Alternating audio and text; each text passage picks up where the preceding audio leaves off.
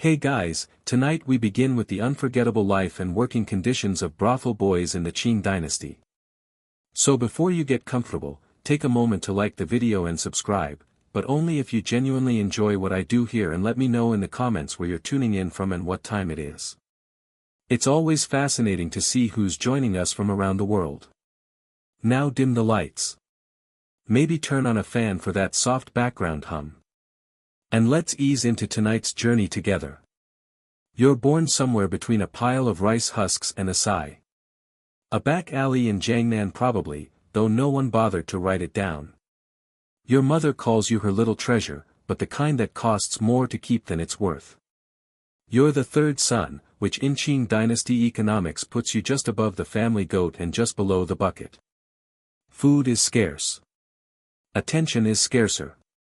Your oldest brother is being groomed to inherit the family's one viable career path. Probably chopping wood or collecting taxes, whichever pays slightly less. Your second brother is the backup plan. Your plan C, as in, can we sell him to Madame Sheng before he hits puberty? You're pretty. It's not your fault. Your lashes are long. Your skin suspiciously smooth and your shoulders slope in that aesthetically tragic way poets love. So when a Silk Road woman shows up to admire the neighborhood children, you're presented like a melon at market. She nods approvingly, hands your father a pouch of coins, not many, but more than you're likely to earn hauling turnips for a decade. And suddenly you're being told how lucky you are.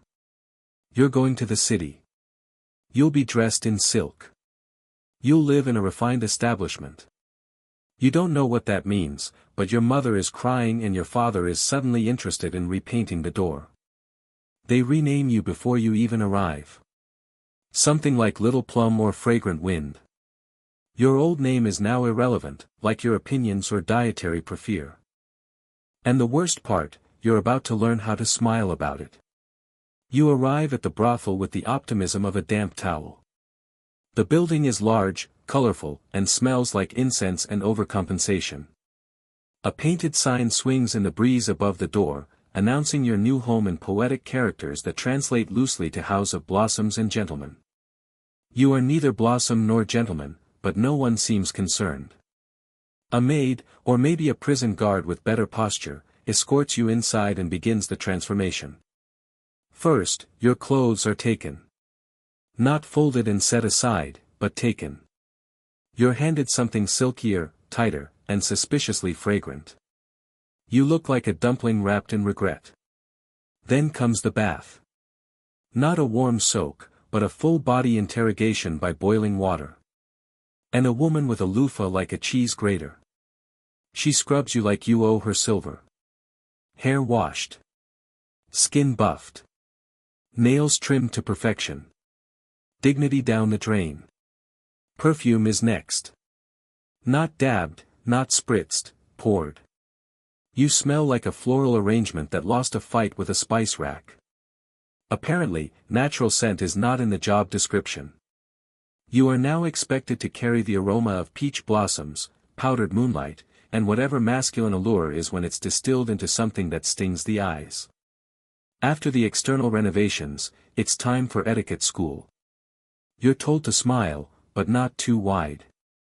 Walk gracefully, but not like a dancer. Speak poetically, but not like a scholar. Nobody wants to be outwitted by their wine pourer. You learn how to kneel, pour tea, and look interested while someone recounts their government exam scores from 20 years ago.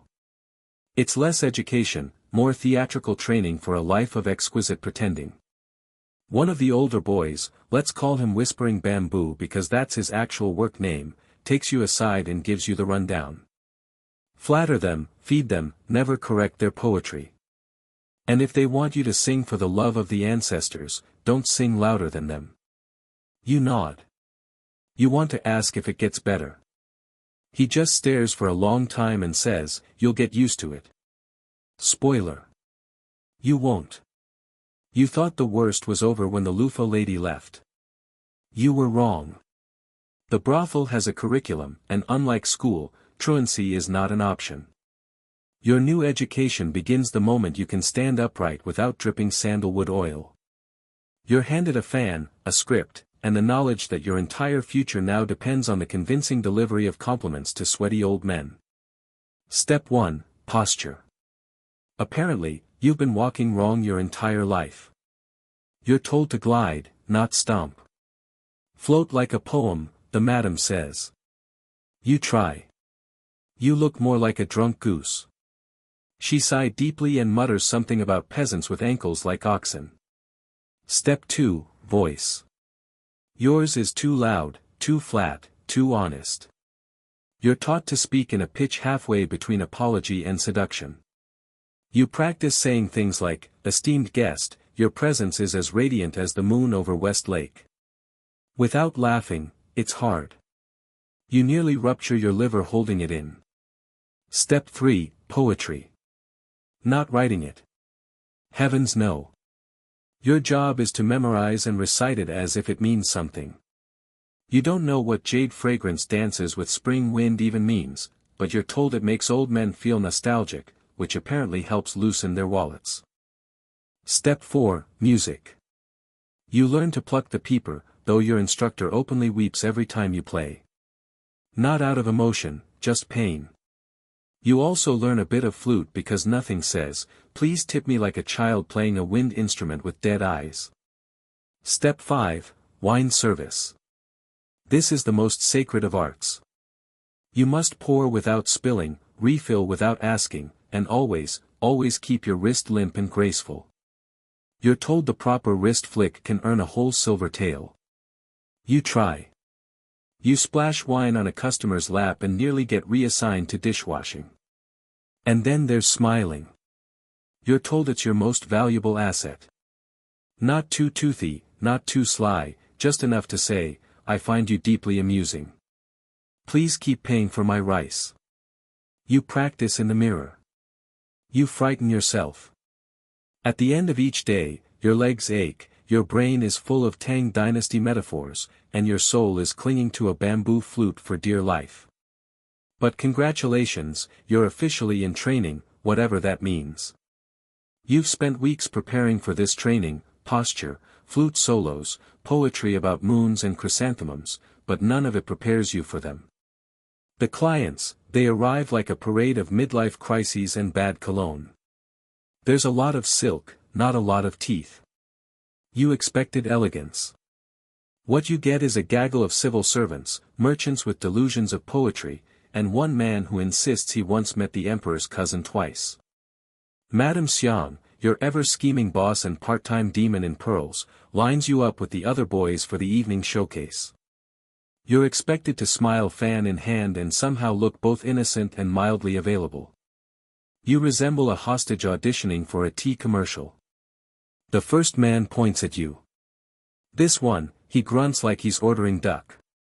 You're taken to a private room decorated with faded wall scrolls and the scent of steamed dumplings.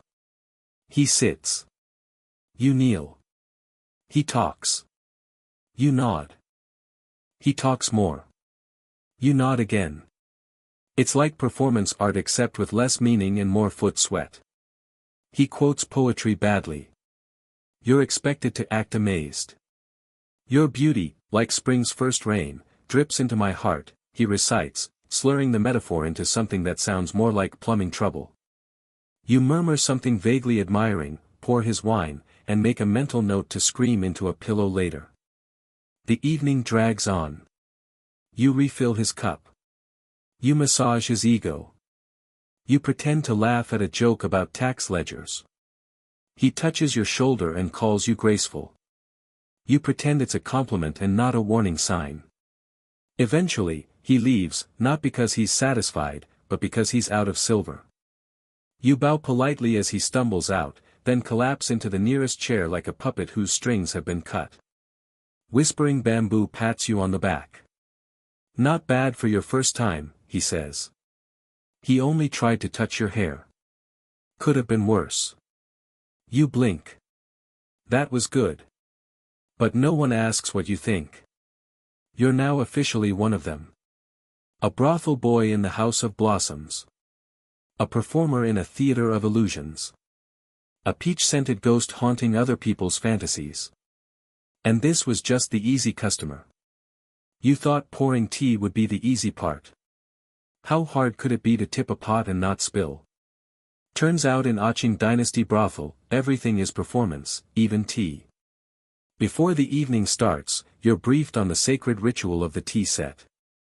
Each item has meaning. Each gesture is calibrated to charm, beguile, and subtly distract your guest from the fact that he's spending his savings on fermented leaves and forced compliments. You practice for hours, holding the teapot by the tail like a swan's neck, pouring in long, elegant streams without looking and smiling. Always smiling, even when the steam scalds your wrist and you've made eye contact with your reflection in the cup and questioned all your life choices. The first real client tonight is a scholar. At least he says he's a scholar.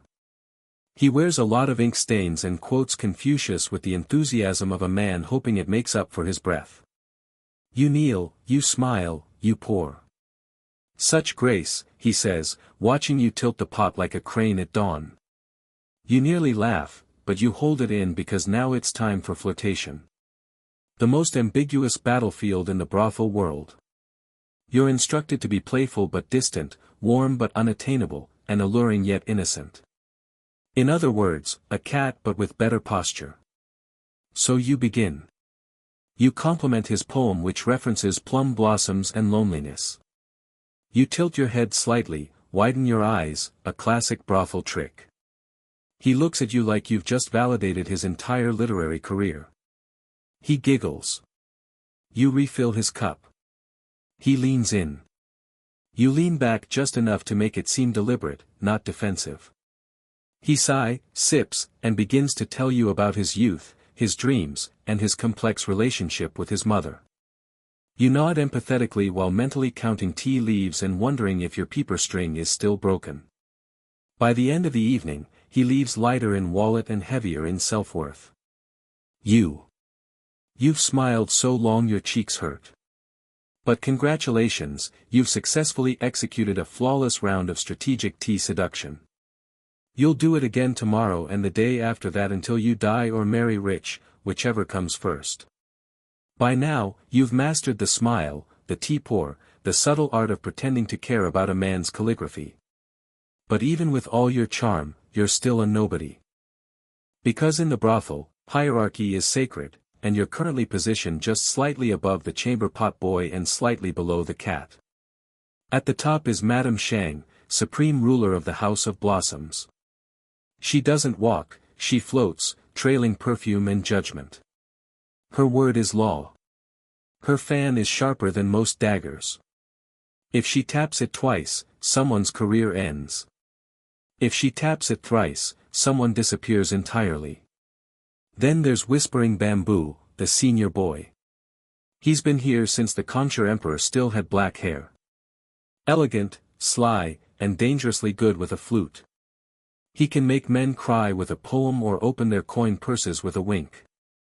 He says things like, "We are instruments of fantasy, darling," and makes it sound profound. He has his own room, his own clientele, and most enviably, he no longer has to pour tea for drunk butchers from Shandong.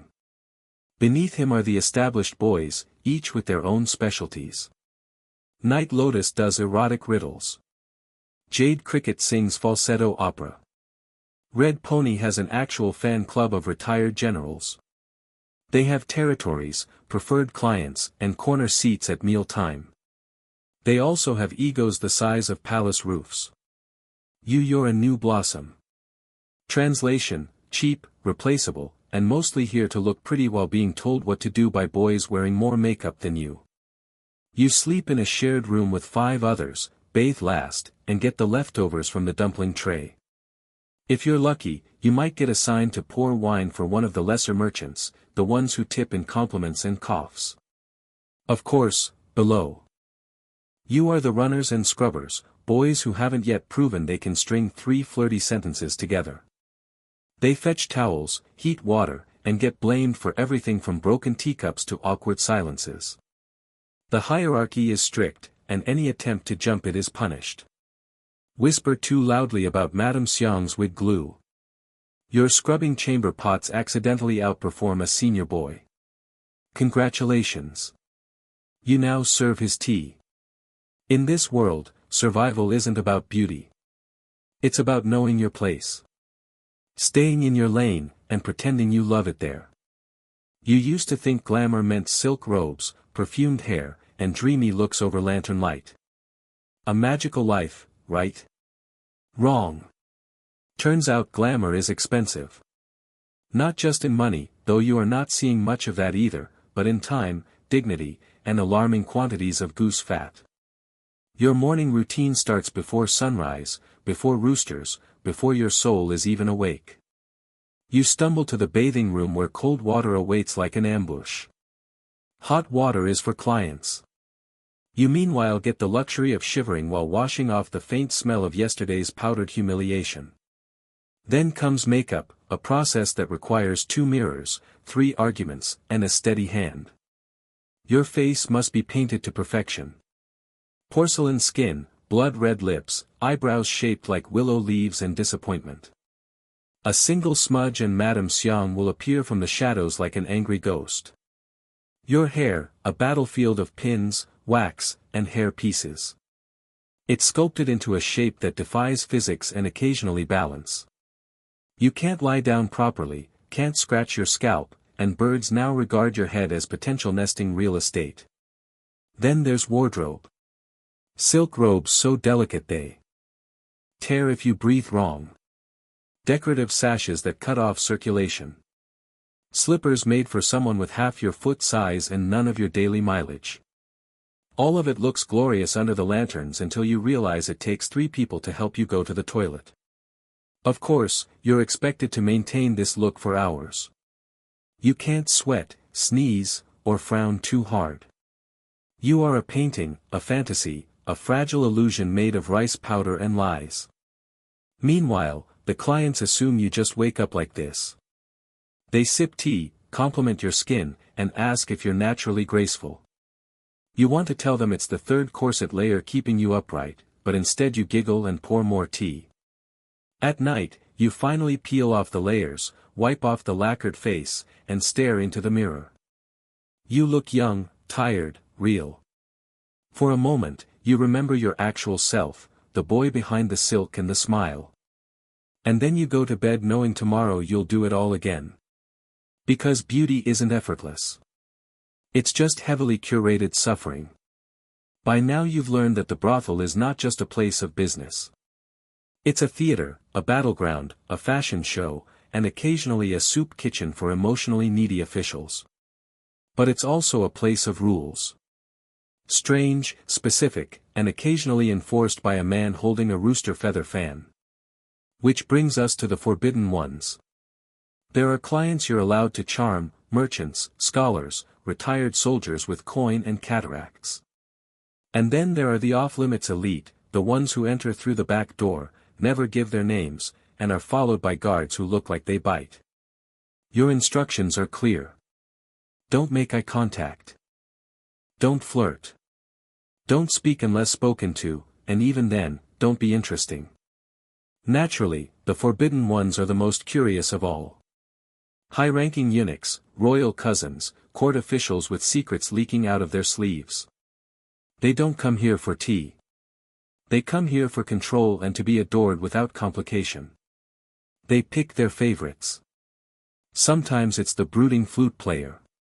Sometimes it's the quiet boy with moonbeam skin. Once disturbingly, it was the kitchen boy who sings to ducks. If you're chosen by one, your life changes overnight. You get better food, softer robes, private quarters, and the unspoken understanding that you now belong to someone. Some boys call it a blessing. Others call it a polite kind of prison. You see it play out one evening, a forbidden one. Let's call him Minister Black Robe. Chooses whispering bamboo. One day he's sipping plum wine and reciting poems. The next he's gone. No farewell, no trace, just a single lotus left on his pillow like something out of a tragic opera.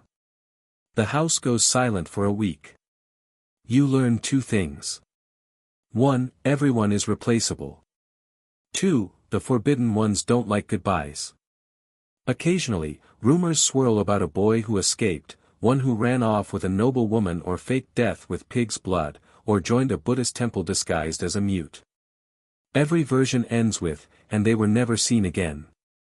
Which in this place may actually count as a happy ending. So, you keep your eyes down. You smile just enough. You stay forgettable because being too visible here can make you disappear. And not in a poetic way. You've served the tea. You've giggled at bad poetry. You've somehow survived a week wearing silk socks in monsoon. Humidity. But tonight, the curtain sways.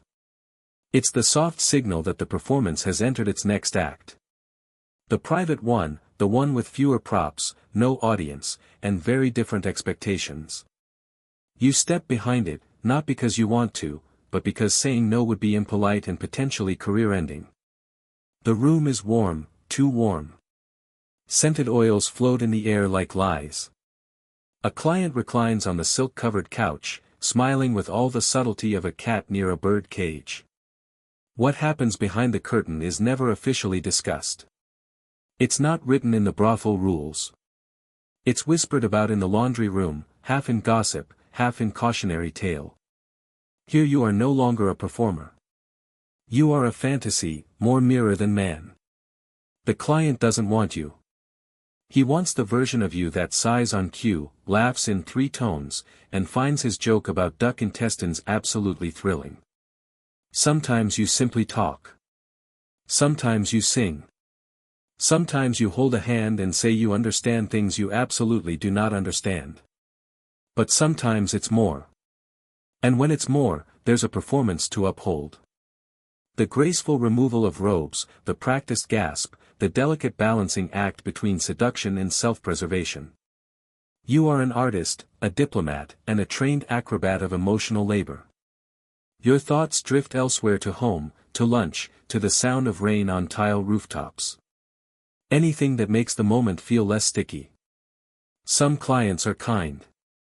They ask how you are. They hold you like porcelain and leave coins without groping for discounts. Others treat you like part of the furniture, something soft, silent, and easy to replace. But no matter what happens, when the curtain opens again, you must emerge smiling, composed, presentable, as if nothing just happened that might have chipped away at your soul. The other boys look at you, nod subtly. They know they've been there. They'll be there again. You fix your robe, powder your face, step back into the light. Because out here, it's all about illusion. And the curtain that's just there to keep reality conveniently out of sight. You live in one of the busiest brothel in the pleasure quarters of Qing Dynasty, China. And yet your favorite activity is imagining you live literally anywhere else. It's not just you. Every brothel boy has a secret life. Not in reality, of course. Reality involves blisters, incense headaches, and pretending to be excited about drunk tax collectors.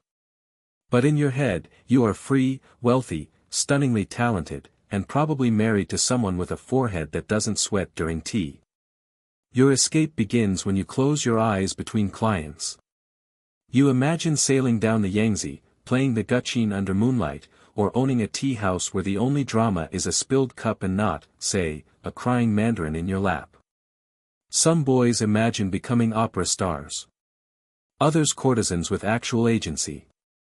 A delightful oxymoron if there ever was one. Whispering bamboo, always a romantic.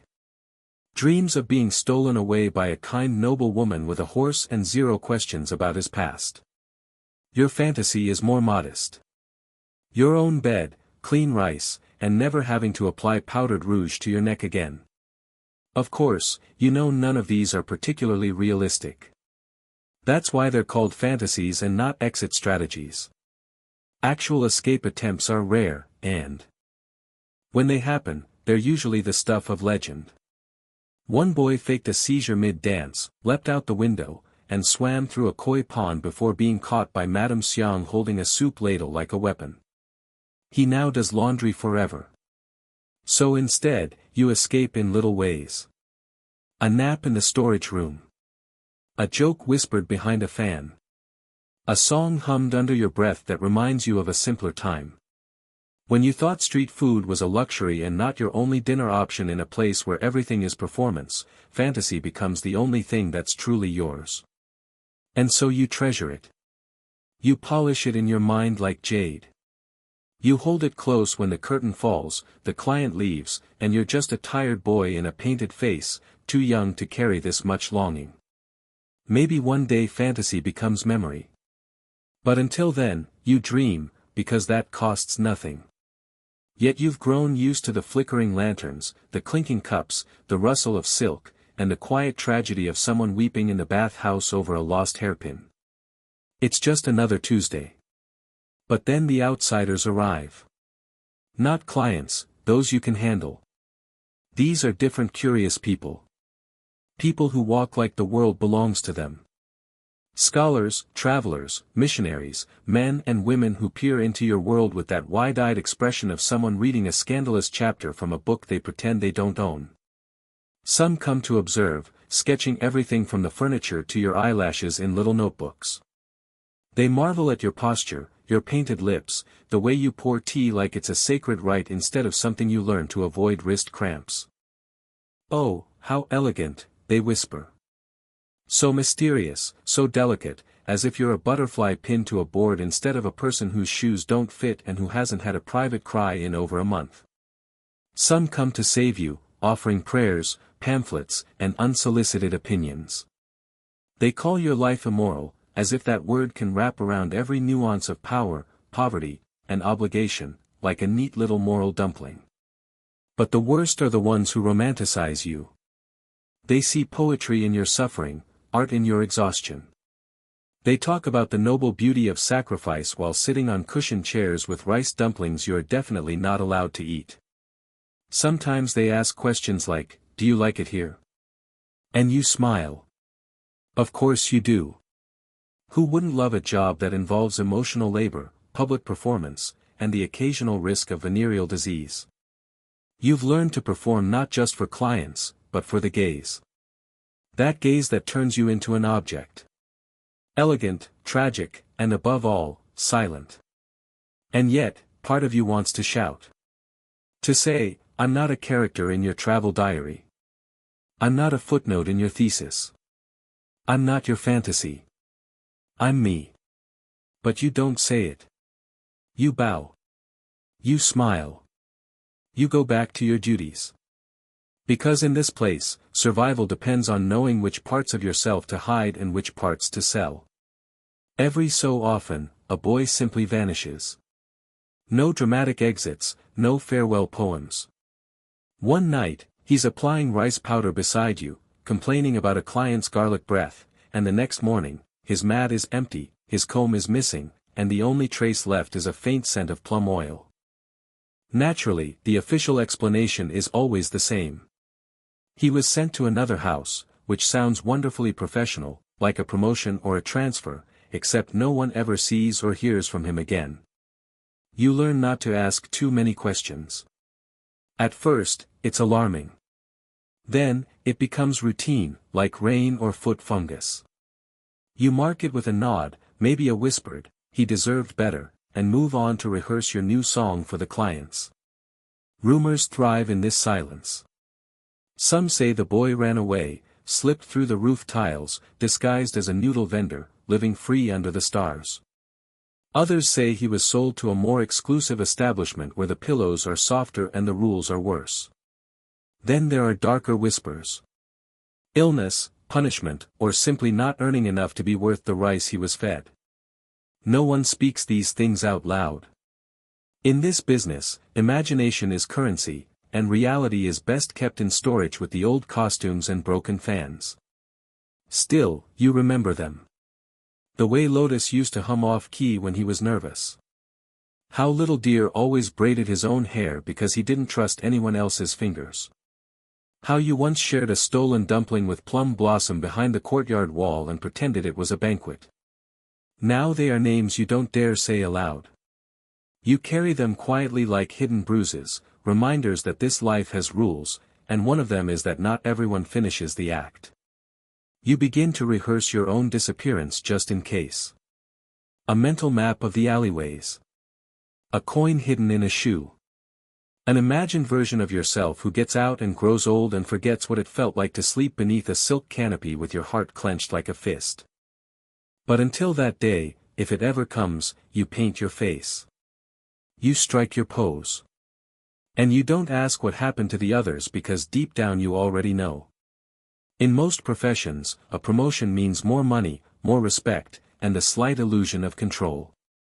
In your line of work, a promotion mostly means you've survived long enough without fainting, fleeing, or offending the wrong nobleman. If you're lucky, and lucky here includes a strong liver, flexible morals, and high cheekbones, you might be selected for an elevated role. That sounds glamorous, doesn't it? Almost imperial.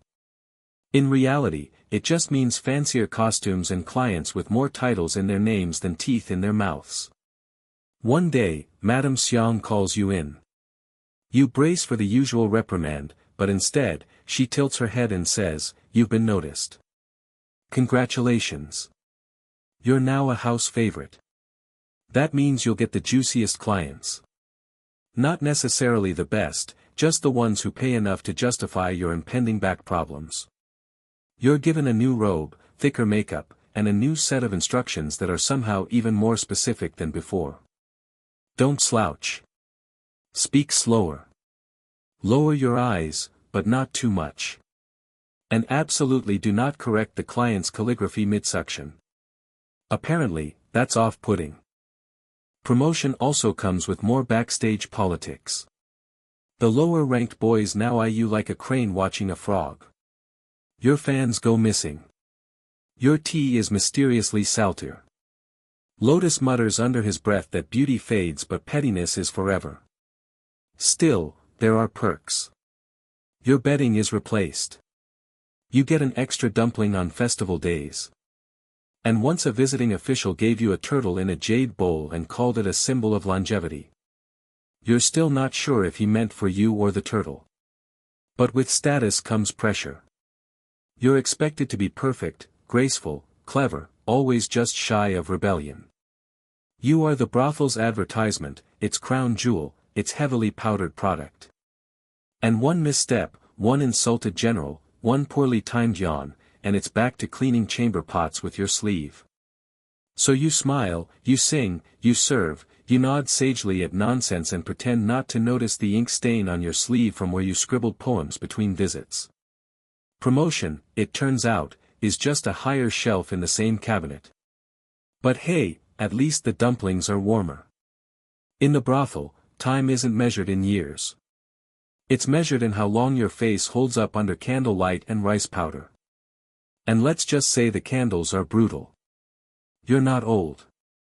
You're maybe 20-some, if anyone were actually keeping count. But in brothel years, you're pushing retirement. Your joints make suspicious noises. Your fan dances have a bit more ow than wow. And the new boys are starting to call you gay older brother with just a touch too much pity. You remember when you were the new boy, fresh-faced, terrified, and certain that eyeliner was a form of torture. Now you can apply it in your sleep, which you've done twice. But you've learned something important. Youth is currency, and you are now operating on credit. Clients still ask for you, but less for flirtation and more for deep conversation. A terrifying sign. Nothing screams you're aging out of desirability, like being valued for your personality. Madame Xiang eyes you like someone deciding whether to sell a horse or make it into soup. You overhear whispers about transitioning to tutor work. Code for training the next crop of terrified teenagers. Fantastic. Nothing like watching your replacements arrive. Shinier and more enthusiastic with knees that don't audibly click. You start noticing things. The crow's feet that weren't there before. The way your robe fits a little looser in the wrong places. The fact that you now require actual tea to stay awake instead of just theatrical tea sipping. And still you keep up the act. You flirt. You sing.